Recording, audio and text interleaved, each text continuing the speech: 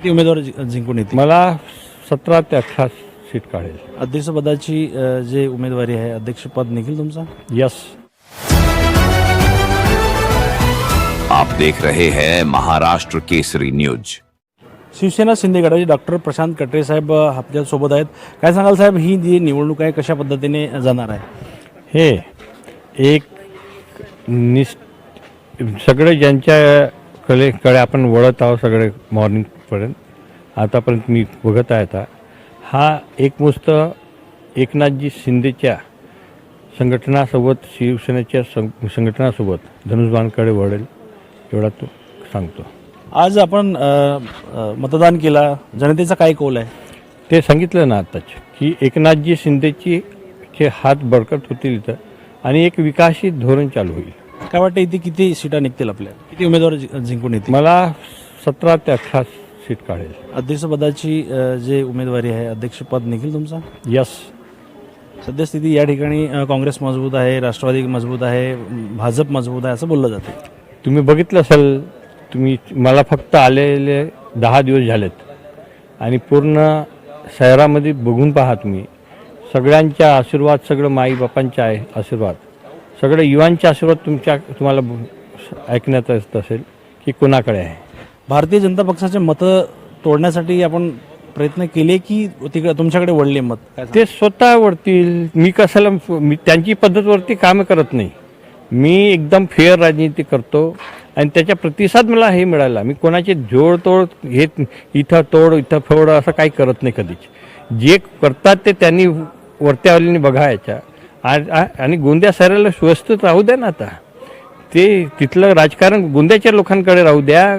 तुम्ही कशाला इथं भाजी मारता? इथल्या लोकांना वाढू द्या. इथलं पक्षाला महत्त्वाची गोष्ट हे करायची असेल तर इथल्या स्थानिक लोकांना हे काम करायला वेळ मिळाली पाहिजे, एवढं सांगू शकतो.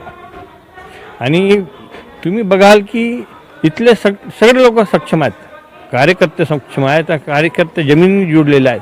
त्यांच्यामध्ये तुम्ही फूट घालून सर राजनीती करून राहिले आहेत. या ठिकाणी मुख्यमंत्री साहेब आले होते. त्यांनी आश्वासन दिले की जसं निवडणुका संपतील तसं 1 महिन्याच्या आतमध्ये या ठिकाणी MIDCने जागा उपलब्ध करून देऊ. कचऱ्याच्या डंपिंगच्या व्यवस्थेसाठी काय सांगा? यस.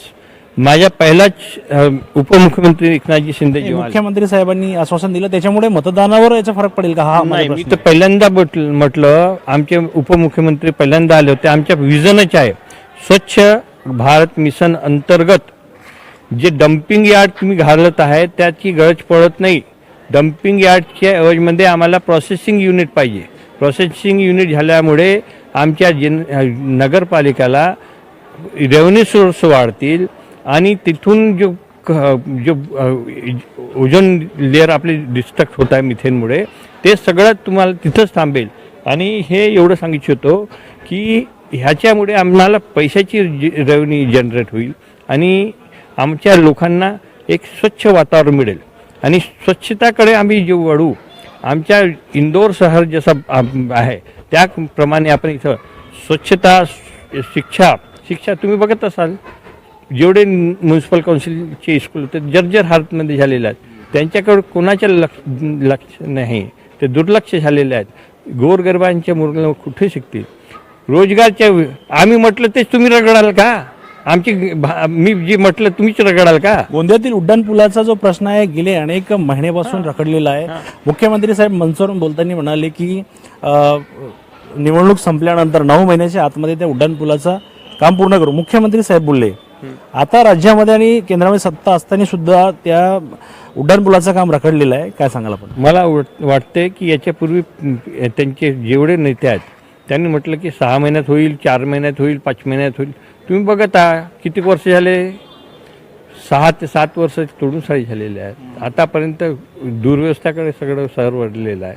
केवढं त्रास आहे. रोड रस्त्यांच्या हे घ्या. आतापर्यंत तुम्ही नाली गल्लीमध्येच अटकलेले आहात. तुम्हाला रोजगारकडे वळावं लागेल, तुम्हाला शिक्षाकडे वळावं लागेल, तुम्हाला स्वास्थ्याकडे वळावं. हे कोण कधी बघणार आहे? आमच्या 77 वर्ष झाले.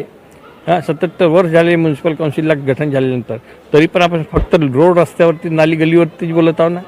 आमच्या एकनाथ शिंदे साहेब मंचावरून बोलताना म्हणाले होते की तुम्हाला दारूवाला पाहिजे की दवाईवाला पाहिजे, काय त्यांचा बोलण्याचा प्रयत्न होता, काय सांगा? त्यांच्या स्पष्ट होता की हा माणूस आला तर याप्रमाणे दवाईच्या क्षेत्रामध्ये सगळं, जसं तुम्ही प्रामाणिकपणे बघितलं असेल की कोरोना काळमध्ये मी केवढं कामं केलं आहे, केवढ्या लोकांना वाचवलं आहे, त्याप्रमाणे त्यांनी सांगितलं की तिथं जो निवारण हा करू शकते, त्याप्रमाणे हा शहराच्या स्वच्छताकडे सगळं व्यवस्थापनाकडे हा स्वच्छ करेल म्हणून त्यांनी सांगितलं की तुम्हाला. मला हे म्हणायचं आहे की राज्यामध्ये सत्ता असताना सुद्धा या ठिकाणी जे मोठे नेते आहेत, मुख्यमंत्री साहेब असतील की उपमुख्यमंत्री साहेब असतील, ते निवडणुका झाल्यानंतरच आपण कामाला लागू असं त्यांचं म्हणण्याचं तात्पर्य आहे. मग आतापर्यंत त्यांनी कामं यासाठीच थांबवले होते का की निवडणुका मध्ये आपण आश्वासन देणार, असं काही? त्यांना प्रॉपर हात, मला वाटतं की त्यांना प्रॉपर हात नाही मिळाले आजपर्यंत. आणि शिवसेनेचे तर इथं प्रश्नच नव्हतं. तुम्हाला माहीत आहे शिवसेनेची हालत. आता शिवसेना इथं स्टेबल होईल आणि कामं करेल. मी आल्यानंतर पुन्हा तुम्हाला आश्वस्त करतो की या शहराला स्वच्छता भारत मिशनमध्ये गोंदियाला एवढं बळकट करणार आहे की दुसरे शहर आम्हाला बघायला येतील या मॉड्यूलला, असं मी सांगू इच्छितो. आपण या ठिकाणी आणि खासदार संवादपूर्ण वातावरण, भाईचारा जिथं इथं जसा डेव्हलप होईल की त्याचा बघण्यासारखं राहील.